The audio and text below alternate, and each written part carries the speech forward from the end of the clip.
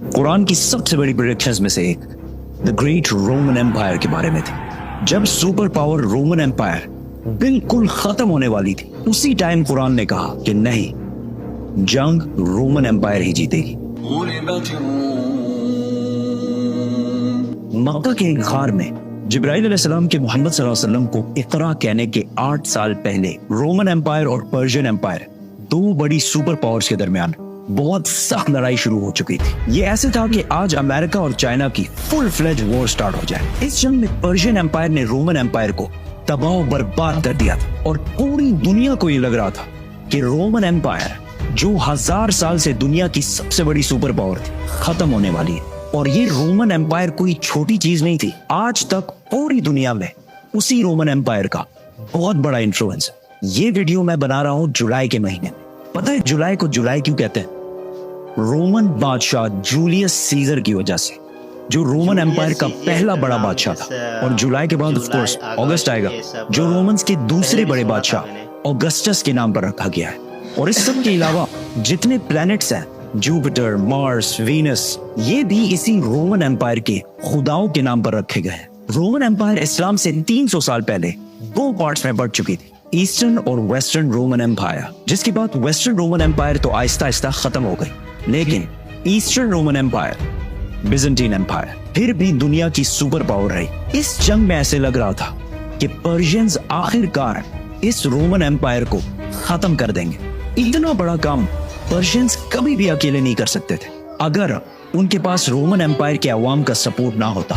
जंग से पहले रोमन एम्पायर की अवाम अपने बादशाह और अपने फौज से बहुत तंग आ चुके थे, क्योंकि इस्लाम से 8 साल पहले रोमन बादशाह मोरिस, जिसको अवाम बहुत पसंद करती थी, उसके आर्मी जनरल फोकस ने तख्त से हटा दिया था और उसकी बीवी और 8 बच्चों को उसके आंखों के सामने बहुत ही बुरी तरह कत्ल कर दिया था। और इन सब के सरों को इस्तांबुल में, उस जमाने में कॉन्स्टेंटिनोपल में, सारी अवाम के सामने लटका दिए थे। तो ये सब देखकर रोमन एम्पायर की अवाम ने इस नए बादशाह के खिलाफ हर तरफ बगावत शुरू कर दी। तो जैसे हर ताकतवर करता है, उसने इन प्रोटेस्टर्स को पूरी तरह क्रश किया और हजारों लोगों को जेलों में डाला और हजारों लोगों को कत्ल भी किया, ताकि अवाम में खौफ फैल जाए।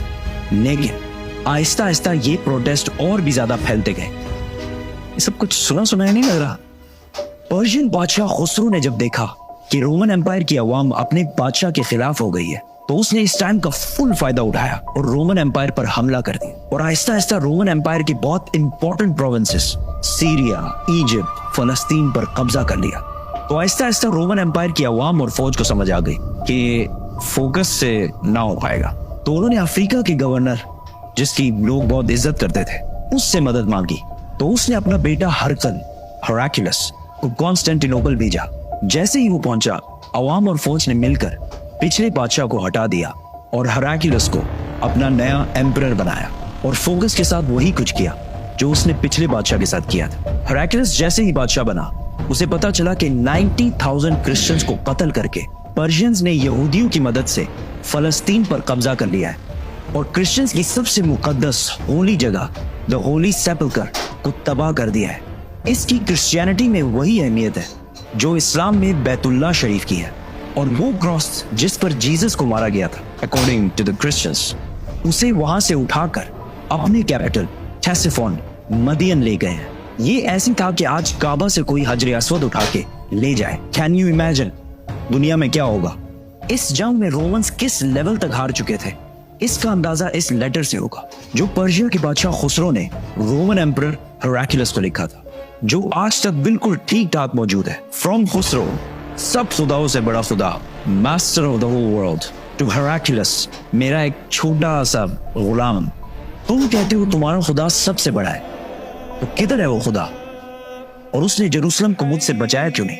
ये सब दो सुपर पावर्स के दरमियान इधर हो रहा था। लेकिन इससे बहुत दूर मक्का के गार में खुदा ने एक आदमी की तरफ अपना एक फरिश्ता भेजा और कहा,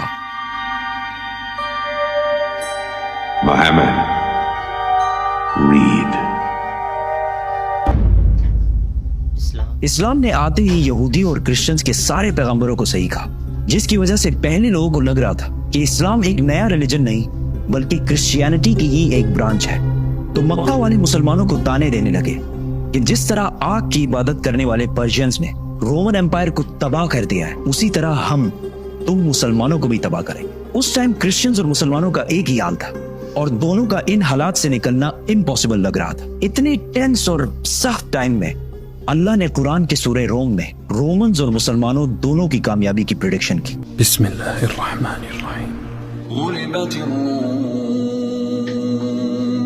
पास वाले मुल्क में रोमन्स डिफीट हो चुके हैं, लेकिन इस हार के कुछ ही साल बाद ये दोबारा कामयाब होंगे और वो दिन वो होगा जब अल्लाह की दी हुई फतह पर मुसलमान खुशियां मना रहे होंगे।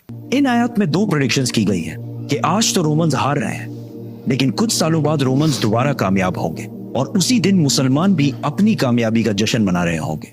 मक्का में सबने इन आयत का बहुत मजाक उड़ाया कि रोमन एम्पायर का बच जाना इम्पॉसिबल है, लेकिन हजरत अबू बकर रज़ियल्लाहु तआला अन्हु का इस्लाम के पहले दिनों में ही कुरान पर इतना यकीन था कि उन्होंने मक्का के एक काफिर से शर्त लगाई कि अगर रोमन्स 3 साल बाद कामयाब ना हुए तो मैं तुम्हें 10 ऊंट दूंगा, और अगर कामयाब हो गए तो। उस टाइम तक इस्लाम में गैम्बलिंग और शर्त लगाना बैन नहीं हुआ था। जब रसूलुल्लाह सल्लल्लाहु अलैहि वसल्लम को इस शर्त का पता चला तो उन्होंने अबू बकर रज़ियल्लाहु तआला अन्हु से कहा कि इस शर्त में 3 साल का टाइम बढ़ाकर 10 साल कर दो और ऊंट 10 से बढ़ाकर 100 कर दो। उस काफिर ने ये टर्म्स आसानी से मान लिए क्योंकि रोमन्स का जीतना इम्पॉसिबल हो चुका था। ब्रिटिश हिस्टोरियन एडवर्ड डिबोन, जिसने रोमन एम्पायर पर 6 वॉल्यूम्स की किताब लिखी है, उसने भी लिखा है कि कुरान की इस प्रोफेसी का 7-8 साल के बाद भी पूरा होने का कोई चांस नहीं लग रहा था, क्योंकि पर्शियंस बिल्कुल रोमन एम्पायर की कैपिटल कॉन्स्टेंटिनोपल के पास पहुंच चुके थे और इसे चारों तरफ से घेर लिया था। बट कॉन्स्टेंटिनोपल को फतह करना इम्पॉसिबल था और इस वाकये के 900 साल बाद तक भी कॉन्स्टेंटिनोपल को कोई फतह नहीं कर सकता। आखिर इसे ऑटोमन एम्पायर उस्मानिया सल्तनत के सिर्फ 21 ईयर ओल्ड सुल्तान महमद ने कश्तियां पहाड़ों पर चढ़ाकर इसे फतह किया था। And I can't wait to tell that story, so subscribe.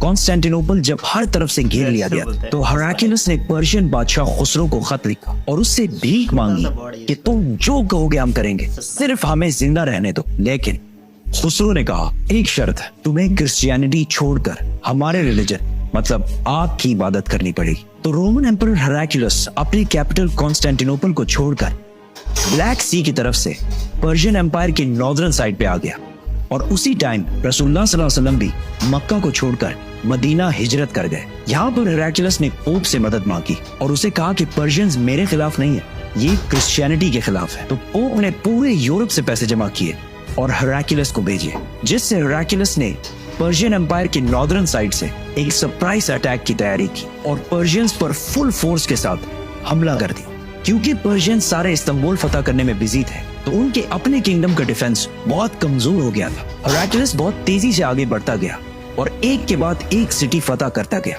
और आखिरकार वो उस सिटी पहुंचा जो पर्शियंस के लिए सबसे होली सिटी थी, जो पर्शियंस का मक्का था, जिसमें उनका सबसे बड़ा आग का टेम्पल भी था, जिसमें आग बहुत सालों से जल रही थी। तो हेराक्लियस ने अपना पूरा बदला लिया और उस सिटी को उसी तरह तबाह किया जिस तरह उन्होंने जेरूसलम को तबाह किया था। इस वाकये के बाद गेम कंप्लीटली चेंज होने लगी और ये कई सालों में रोमन्स की पहली बड़ी जीत थी और वो इसके बाद अपनी खोई हुई सल्तनत दोबारा हासिल करने लगे। और इसी टाइम सिर्फ 313 मुसलमानों ने मक्का के काफिरों को जंगे बदर में हरा दिया और अपनी पहली जंग जीतने का जश्न मनाने लगे और कुरान की प्रोफेसी पूरी हो गई।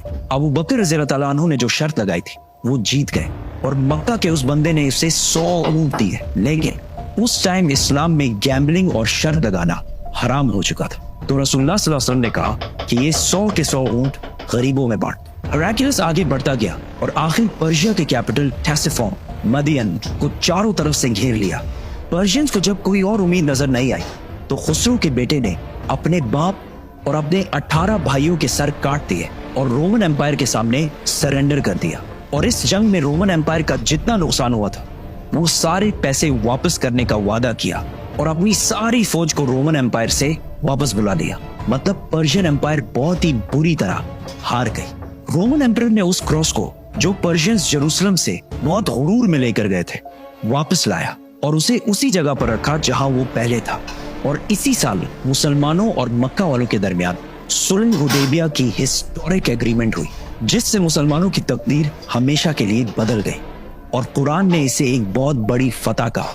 हेराक्लियस अब तो दुनिया का सबसे ताकतवर बादशाह बन गया था। लेकिन सुलह हुदैबिया के कुछ ही अरसे बाद रसूलुल्लाह सल्लल्लाहु अलैहि वसल्लम ने इसी हेराक्लियस को एक लेटर लिखा और इसे इस्लाम की दावत दी, लेकिन हेराक्लियस नहीं माना और अगले कुछ ही सालों में मुसलमानों ने ऑलमोस्ट पूरी रोमन एम्पायर को फतह कर लिया और सिर्फ रोमन एम्पायर को नहीं, पर्शियन एम्पायर को भी फतह कर लिया और आज तक मुसलमानों से ये इलाके दोबारा कोई भी नहीं छीन सका। सब्सक्राइब।